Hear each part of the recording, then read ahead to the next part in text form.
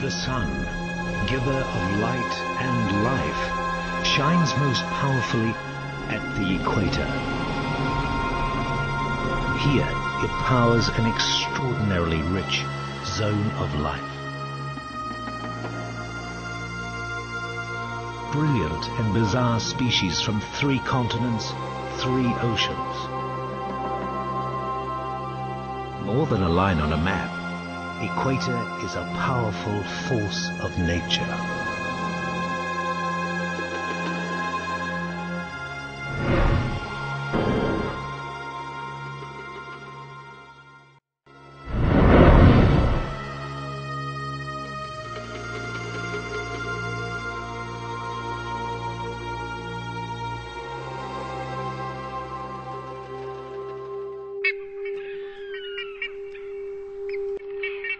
At the equator, the sun rises over the greatest rainforest on Earth.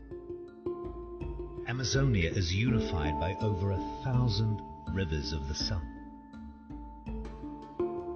They flow like blood through its body. They are its life force. Sunlight and water create the energy to sustain life on a vast scale. But all that life, all that richness comes from the miracle of the leaf.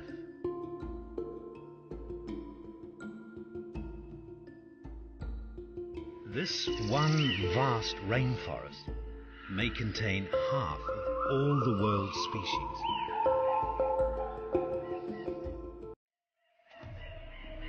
Here, predator and prey act out the ancient struggle to eat and avoid being eaten.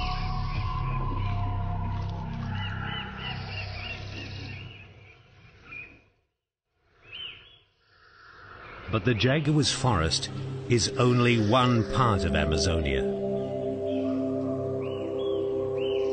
There is also a rich and remarkable water forest. Much of Amazonia floods for half of each year, creating a world that is strange and unique. An animal, looking like a cross between a fish and a cow, drifts slowly through a river meadow. River wolves streak through the water forest. They hunt fish among the branches.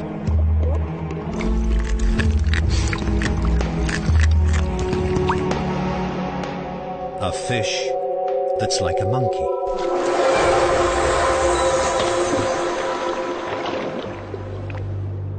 And a survivor from the ancient past. Pirarucu is an armored dinosaur among fish. This lightning-fast hunter has survived in this region for 100 million years.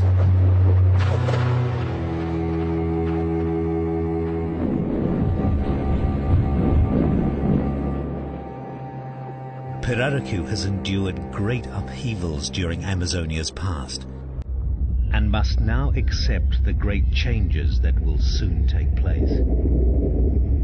In November, storm clouds gather. The equator offers its greatest gift to Amazonia: rain.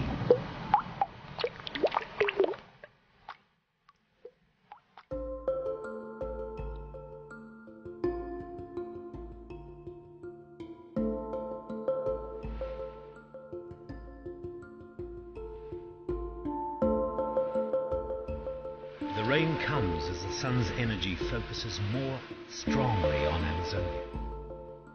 Intense heat brings a change in weather patterns across the entire region. Out in the Atlantic Ocean, the sun warms surface waters that evaporate into clouds. At the same time, strengthening trade winds push the clouds inland across the Amazon basin.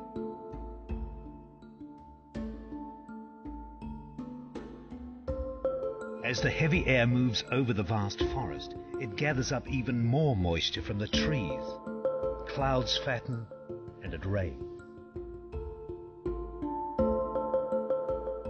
Finally, the supersaturated air encounters the 6,000-meter barrier of the Andes Mountains. As the clouds rise, they cool, releasing their water as rain and as snow. All this then flows down the mountains back to Amazonia.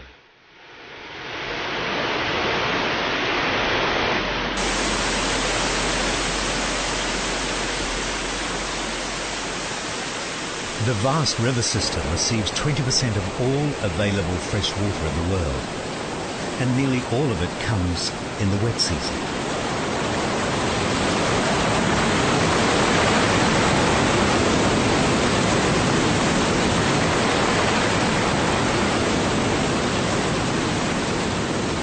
Amazonia covers the northern third of Latin America and is almost perfectly flat. All the water that enters the vast drainage basin at this time fills rivers faster than they can drain away, and so Amazonia slowly begins to flood.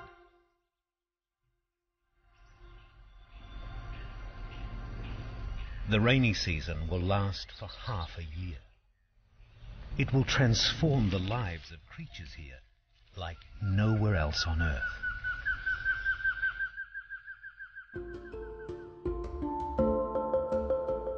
Where a beautiful butterfly basked and glided among sunlit branches, fish dart through a flooded woodland.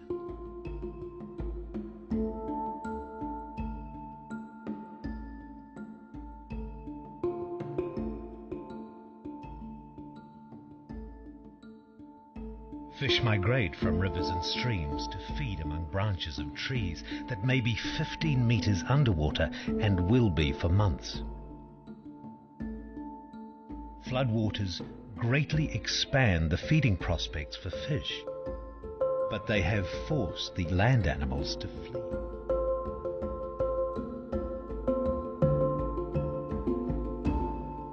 Just as the jaguar has moved on, so has its prey. Along with giant rodents and other mammals, many lizards, birds and insects have departed. But now there is new prey and new predators.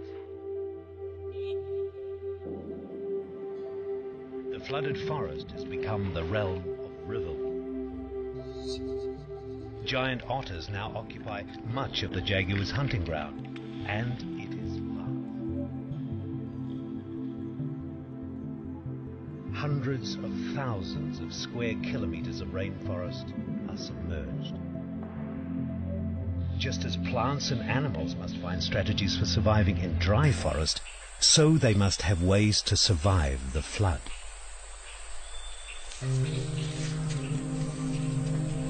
As the waters rise, insects from the forest floor climb desperately to safety. Up here, there are few places to hide, and even fewer places to overtake.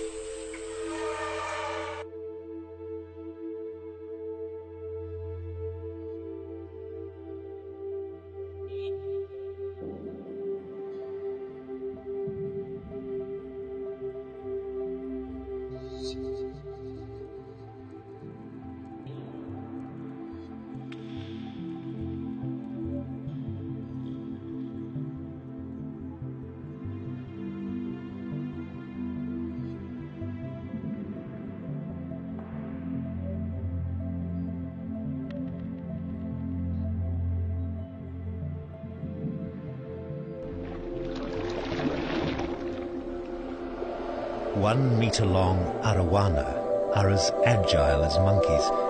In fact, they are known as water monkeys. They usually hunt small fish, but during the flood, water monkeys also feast on insects. They patrol close to the surface, scanning the branches for possible prey.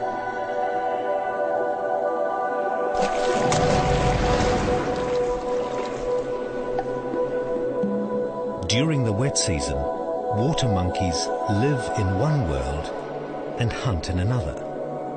Arowana have a brilliant strategy for reaping the rich insect rewards of the flooded river.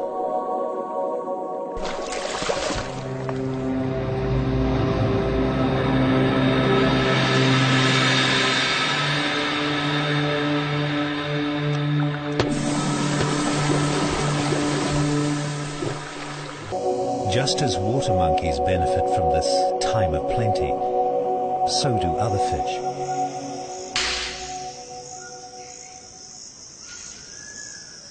When the forest floods, strange sounds are heard. It's the sound of trees in fruit.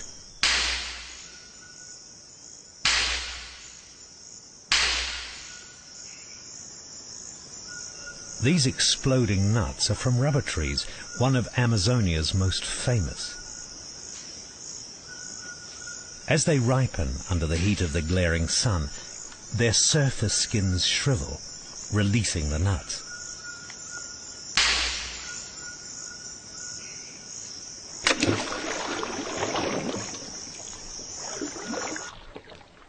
Nuts are spread far and wide by floodwaters. Even when soaked in water for a long time, the nut's waterproof shell prevents rot and protects from predators. But the tambaki has found a way to crack this problem.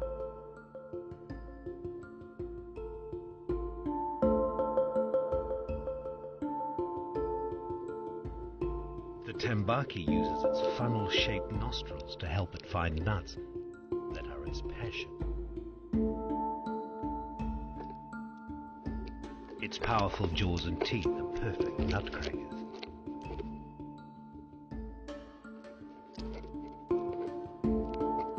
Nuts are rich in protein, fat, and minerals.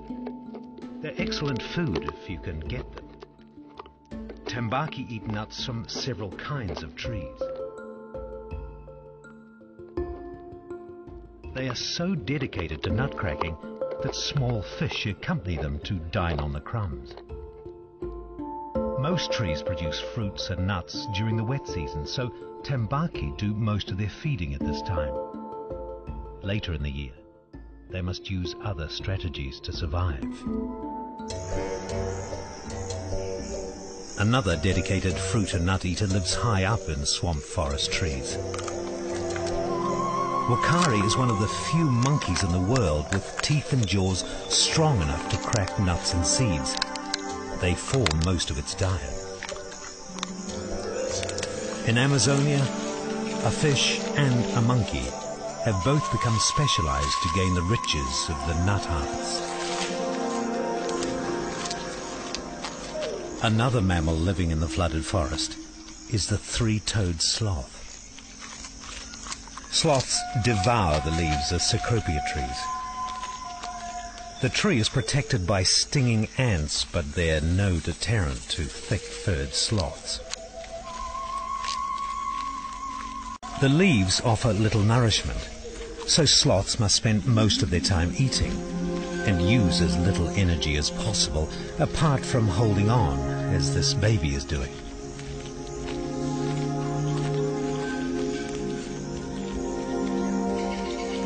Sloths are not good walkers, and they rarely move from their home trees. But when a sloth does need to move, it much prefers to swim.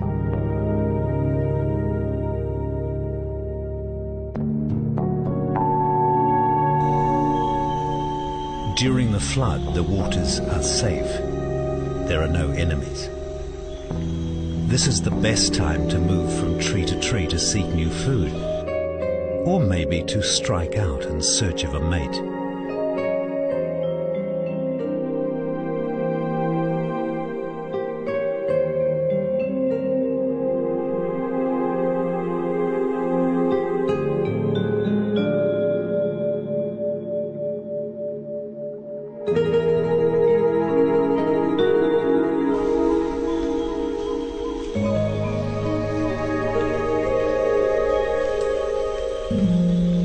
It has been 2 months since the waters began to rise and the forest trees became submerged. they will remain submerged for months to come.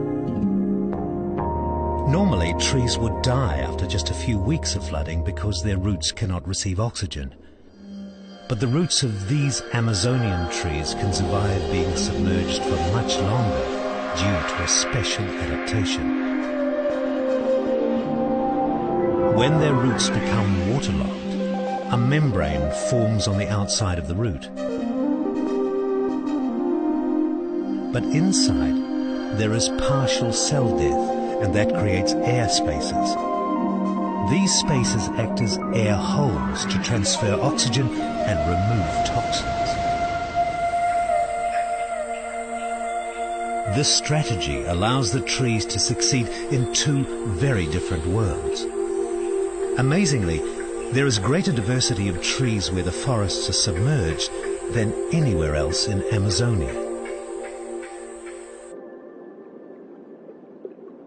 The coming of the floods and submerging of the forests is the trigger for another important event. It's the time when many fish begin breeding. This discus fish uses its narrow body to penetrate deep within the foliage to lay eggs where enemies won't find them.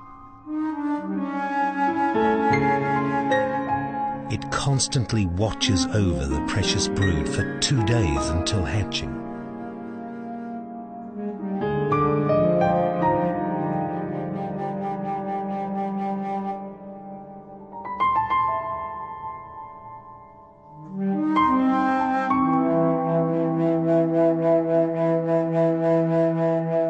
Of all tropical fish, discus are among the most beautiful and highly prized because of their rich colors and patterns.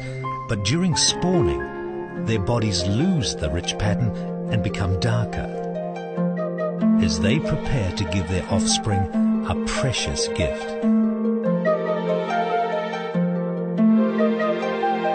A day after they hatch, the fry start swimming. They keep very close to mother and father, so close some appear to be mouthing the bodies of their parents. In fact, the first meal for young discus is a mucus secretion from the skin of their parents called discus milk.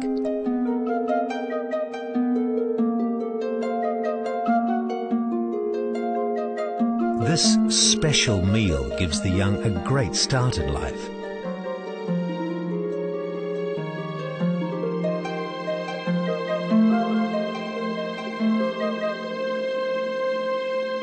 At breeding time, some fish go to extraordinary efforts to find a safe place to lay their eggs.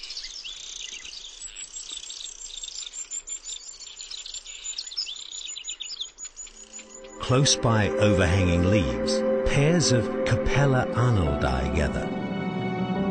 These tiny fish have a huge challenge ahead of them. The male has the long tail. The female is ready to spawn, the eggs visible through her skin. The pair move together near the surface, sometimes pausing, sometimes darting back and forth with urgency. What is about to happen is a most remarkable spawning achievement.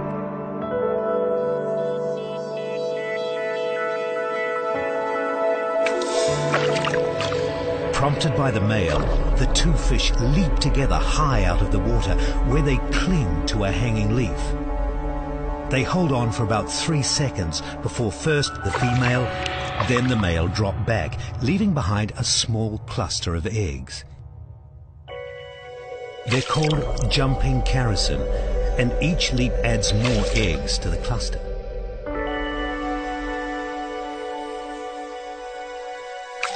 The male's fully expanded pectoral and abdominal fins act as suckers, allowing the pair to hold on to the leaf.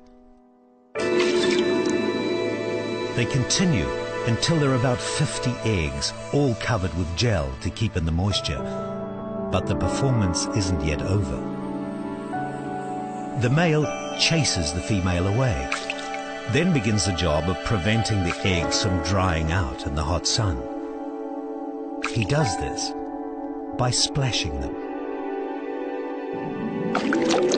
As he smacks the water surface with his back fin, water splashes onto the leaf above.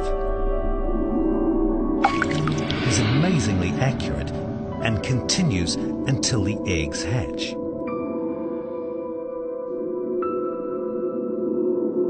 By the next day, they have already developed eyes. And the following day, prompted by the water splashes, the eggs begin to hatch. The fries enter the river with the falling water drops of their father's splashes. As they hit the water, the young fish seek out a hiding place among the leaves. Young Capella arnoldi have inherited a bizarre but successful strategy for spawning above the waters of the flooded woodland that now becomes their protector. Amazonia is not one continuous forest. Close to the rivers, there are broad, grassy plains that are rich in sediment. In the wet season, these plains are transformed into fields of floating aquatic plants of many kinds. Once the waters have risen, plants grow quickly in the intense heat of the equatorial sun.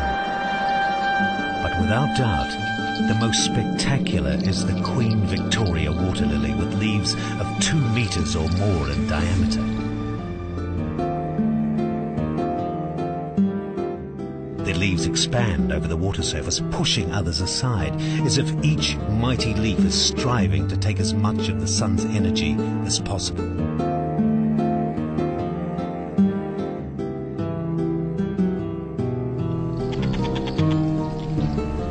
The fringes are raised to prevent flooding and armed with toxic spines, probably as defense against animals that would eat them. It takes 1 month for plants to grow out of the submerged plain and for new leaves to completely open. As Amazonian floodwaters expand dramatically and spectacularly, so do the leaves of Queen Victoria water lilies, with help from the equatorial sun.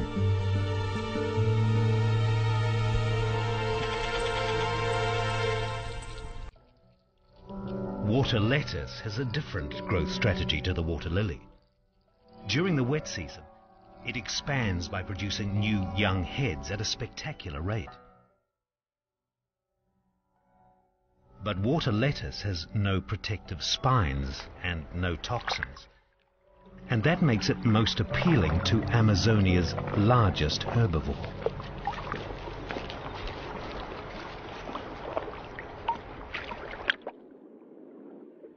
The Amazonian manatee, or fish cow, is related to the elephant. One thing the 300-kilogram manatee shares with its land-bound relative is a voracious appetite. Each animal consumes 30 kilograms of water plant a day. Fortunately, there's plenty of water lettuce. As floodwaters rise, a few small plant heads appear. Soon those heads double and redouble again and again, and within weeks cover vast areas. Water lettuce and the other floating plants of Amazonia grow mainly in the wet season. So manatees must eat huge amounts of food now in order to build up enough reserves to survive the coming dry season.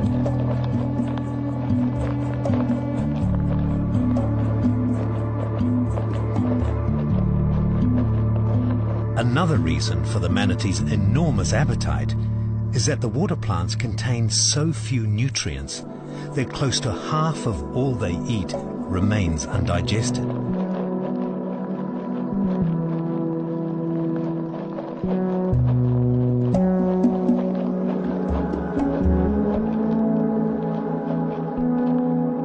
The manatees give the undigested material back to the river as feces.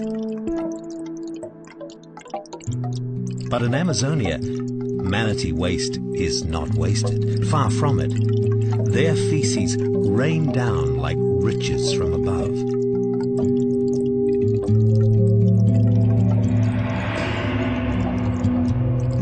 Many fish feed on the waste directly, and it also helps support the lives of thousands of other species.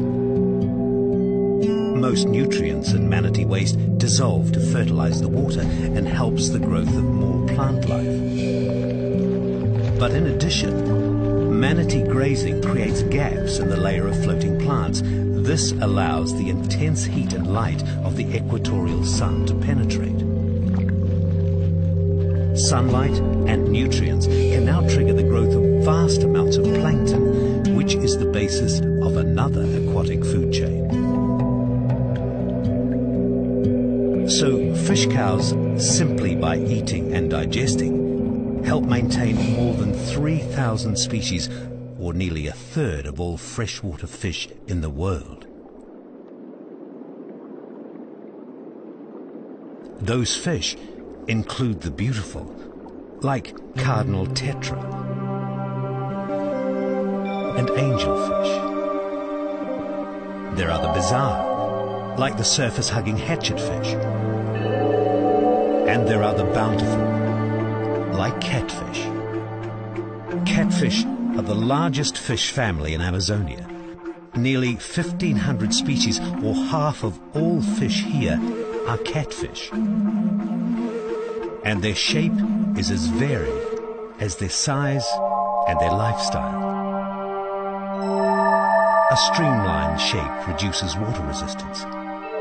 A sleek body can flee quickly from enemies. Armored scales offer protection from enemies. Sailfin pleco hide among submerged trees. Leaf catfish drift undetected, and imperial zebras feed hidden among rocks. Catfish, more than any other fish, exploit the great variety of environments in Amazonia, which means that catfish, more than any other fish, end up on the menu of the river wolf.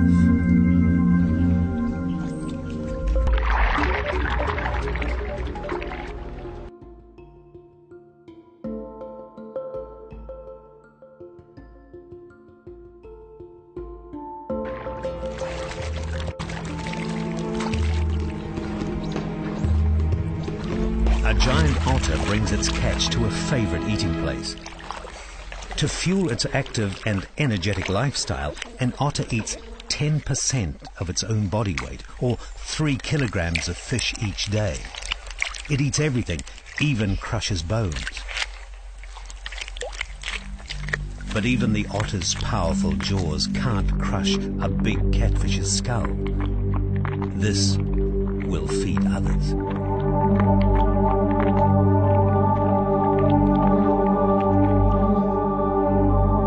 What an otter discards, a school of piranha quickly devour.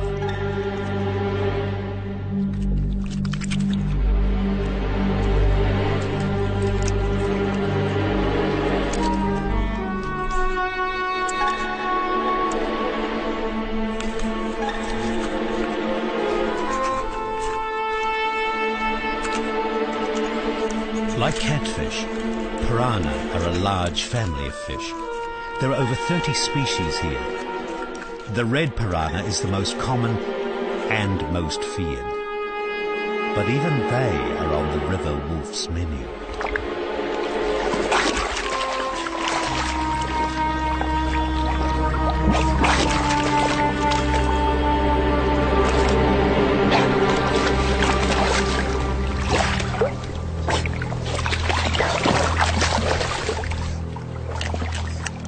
And what's left of the piranha, other piranha will dispose of.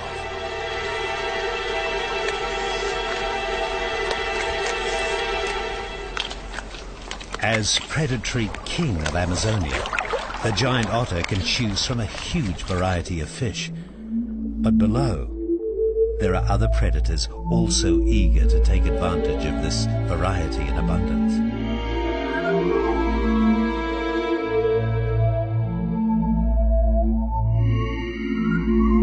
The 1-meter-long peacock bass is a top hunter in the flooded woodland.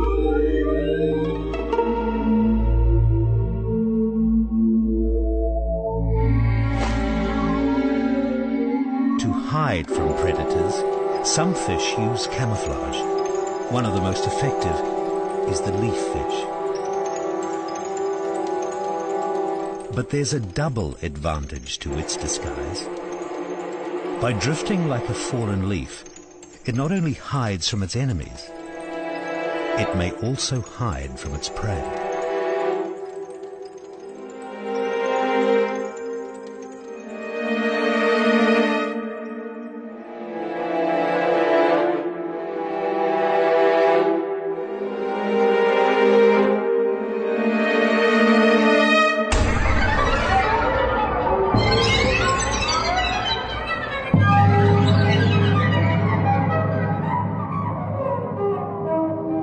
There are many predators among the fish of Amazonia, but there is none so expert as this ancient hunter. A fully mature pirarucu is 3 meters long and weighs 200 kilograms. It's one of the largest freshwater fish in the world and a masterful predator. It quietly stalks the unwary and then snatches its prey with blinding speed.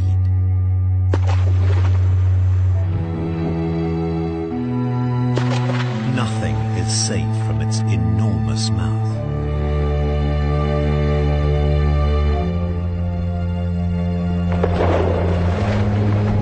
Victims on the surface are sucked in with a rush of water and air that's then expelled from its gills.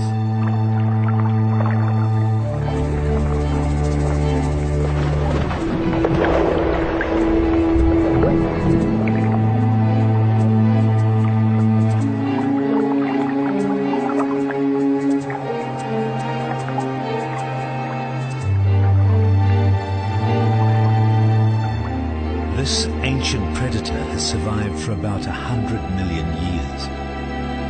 During this time, it has endured and survived great upheavals of the land and enormous disruption to the flow of the rivers of Amazonia.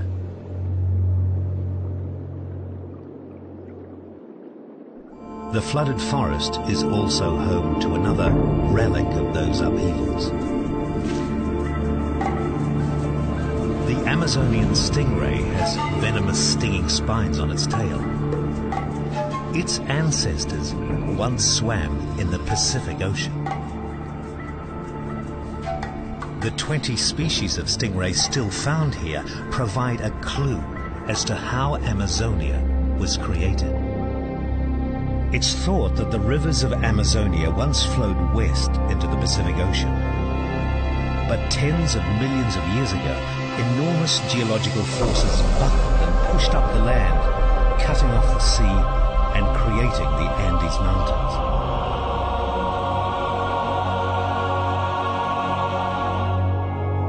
The young mountains dammed the rivers of Amazonia, which formed a vast, low-lying network of lakes and wetlands to the east, where stingrays and other marine species became trapped.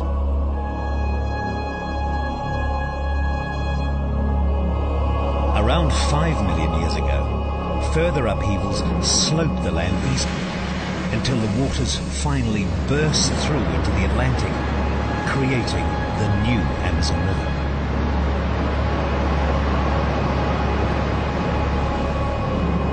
But even to this day, the flatlands of Amazonia drain slowly, until finally, after months of flood, the region enters its dry season.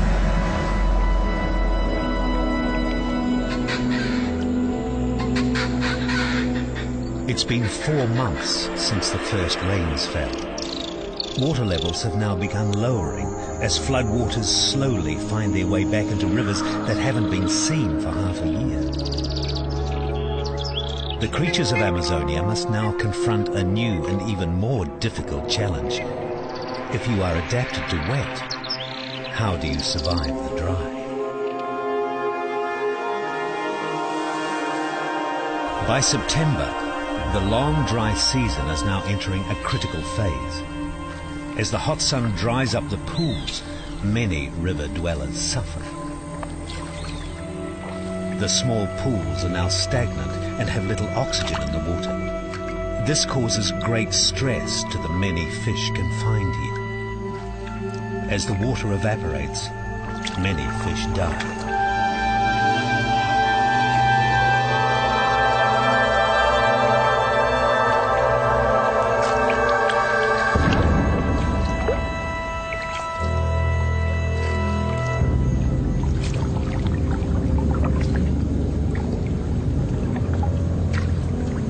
During the floods, a water monkey or arowana lived in two worlds, hunting insects among the branches. Now it dies, just another fish out of water.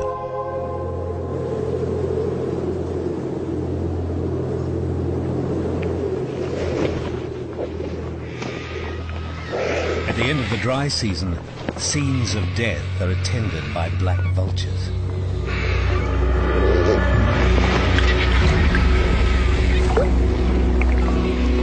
Although there is water, it has little or no oxygen left. In pools and ponds across Amazonia, fish die in huge numbers.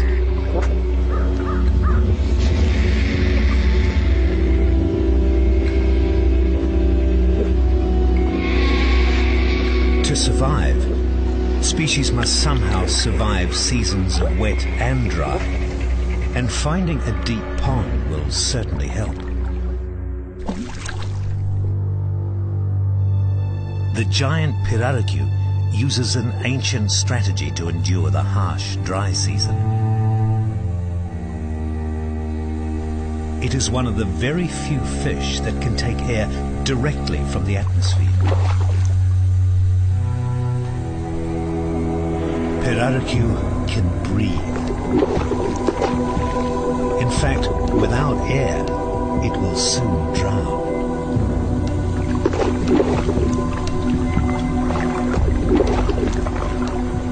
Long ago, the ancestor of the pirarucu evolved a lung-like organ. It gulps air from the atmosphere that is absorbed into its bloodstream as if through a lung.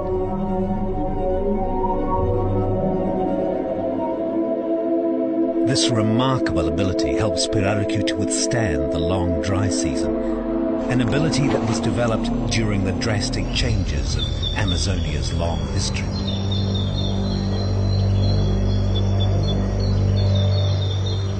During the ancient past, other Amazonian fish developed strategies to help survive difficult times. And during the dry season, these become very useful. During the flood, the tambaki gorged on nuts, using powerful jaws to crack them open. Now there is nothing to eat. It rests on the bottom of the pond. The tambaki can survive these months of starvation because it has converted the nutritious nuts into fat. Beneath its skin, the lower third of its body has a thick fat layer. And as it waits out the long dry season, it slowly consumes its fat reserves.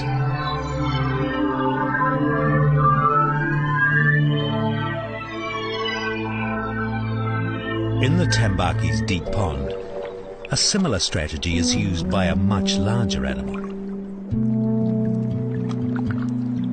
The Amazonian manatee is the only manatee in the world that lives in freshwater throughout its life. But in the dry season, very few water plants grow. There's very little to eat. Like the tambaki, manatees gain weight during the wet season, but now during the dry, they must live off their fat reserves. While most manatees are losing weight, this one's belly is swollen. It's a female, and she's pregnant, and will give birth when the rains return.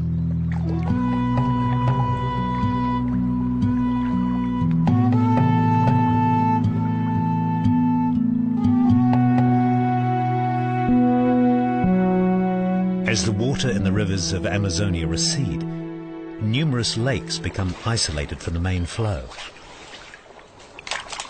In one of these cut-off or oxbow lakes, a family of giant otters enjoys easy hunting because the fish are confined and have nowhere to escape.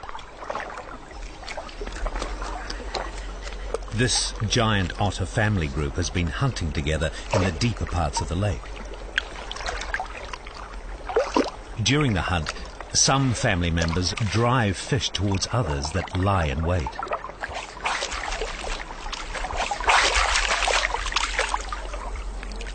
Some months ago, the giant otter family set up their burrow or holt on the edge of the lake. And now, 3 new members are to be seen.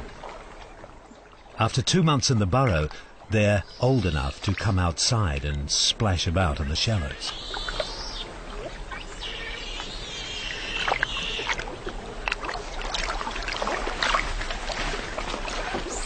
The pups will grow up with not only their parents to look after them, but their extended family of older brothers and sisters will also continually look out for their safety. The otters share the lake with some unfriendly neighbors. The caiman, the South American alligator, grows 2 meters long and is dangerous. If this one gets too close without the otters noticing, it could take one of the pups.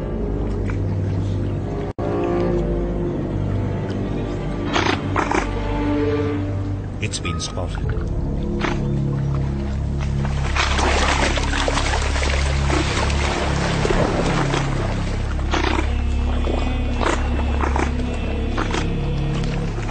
Most of the family takes to the water to chase it away, and the mother quickly moves the pups back to the safety of the burrow.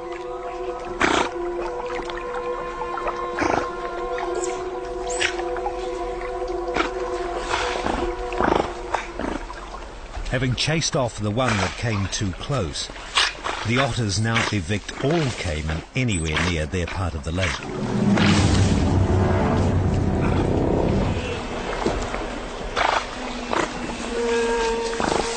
They make snorting sounds as a warning to the caiman.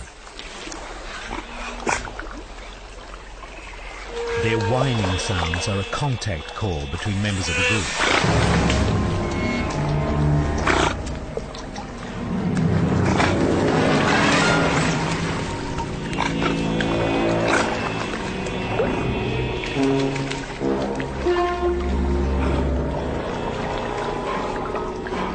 They have little fear of the caiman and harass it until it leaves.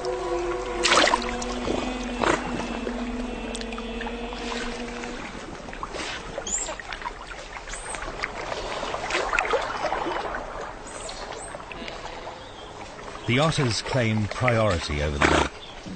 They move about freely and hunt wherever they like. As the day ends, the family gather. Caiman are no longer a threat, and it's safe for the 3 pups to come out and join their older brothers and sisters.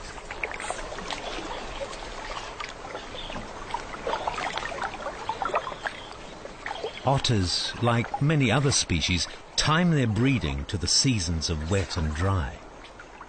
During the dry, these pups are dependent on their mother. But in a short time, they will be big enough to hunt for themselves, and that time will coincide with the return of the wet.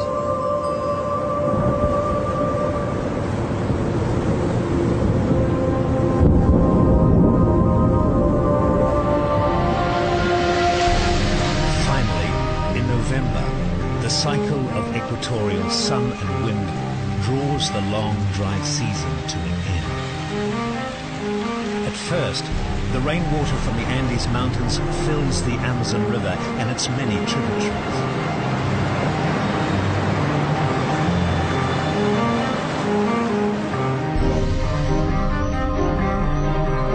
The flow into the low-lying, flat Amazon basin continues. Then slowly, the waters overflow the riverbanks, and once more, huge areas of forests become flooded.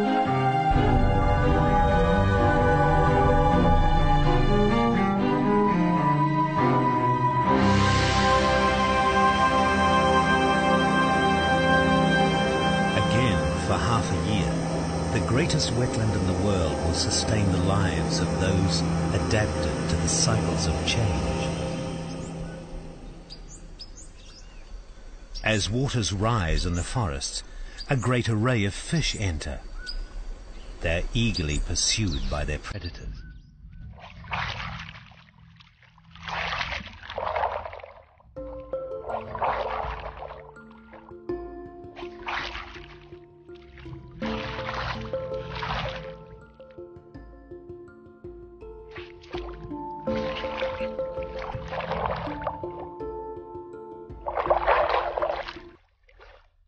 The hunting pack of the river wolf family has increased in number. The 3 youngsters that grew up beside the lake are now active hunters.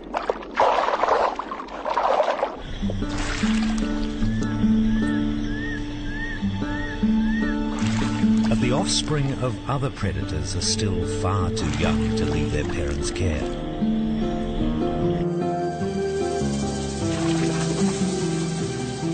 If these young 10-centimetre long Pirarucu survive the perils of growing up, they will grow into 3-metre giants like their red-scaled parents.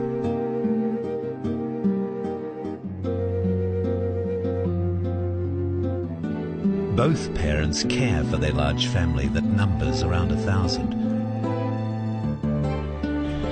Though the Pirarucu is the largest fish in the Amazon, their small offspring are vulnerable.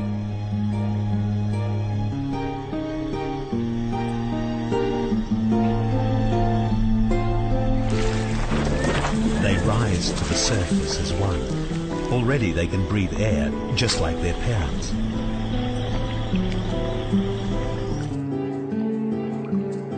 When moving off to feed, young fish gather like an obedient class of schoolchildren. They come together as an orderly group, no one falling behind.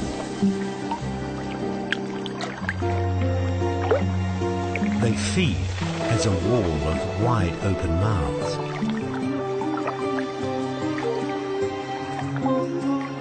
And they move out of formation only to breathe. By swimming in a line, they don't disturb the water current and so can feed more efficiently on plankton.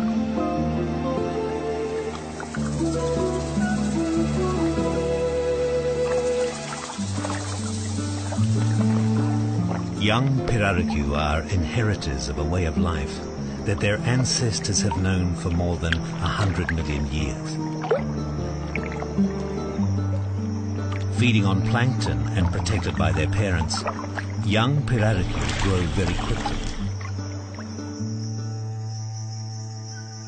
Before long, the young reach a size where they need more substantial food. The parents now lead the young Pirarucu into the fields of floating plants. Here, vast numbers of shrimp are to be found.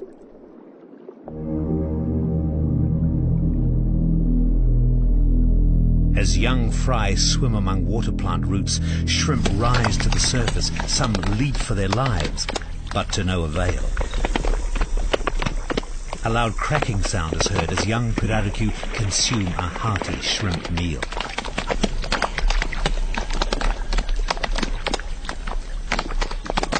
At about 6 months of age, surviving Pirarucu will begin independent lives as hunters in these rivers of the sun. During the flood, the sun promotes the most rapid growth of water plants, and manatees time their breeding to take advantage of the increase.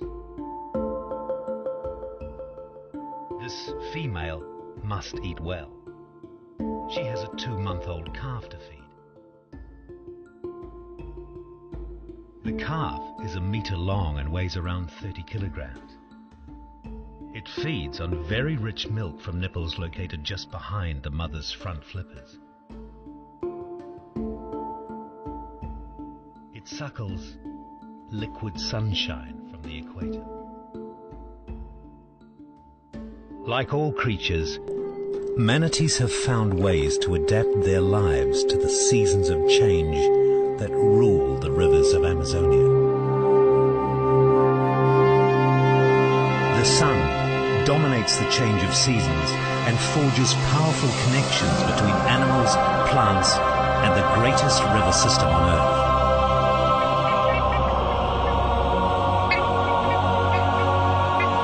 And here, life has found many different ways to survive and thrive in Amazonia's seasons of contrast. Flood and dry, fortune and famine, two amazingly different worlds created by the power of the equatorial sun.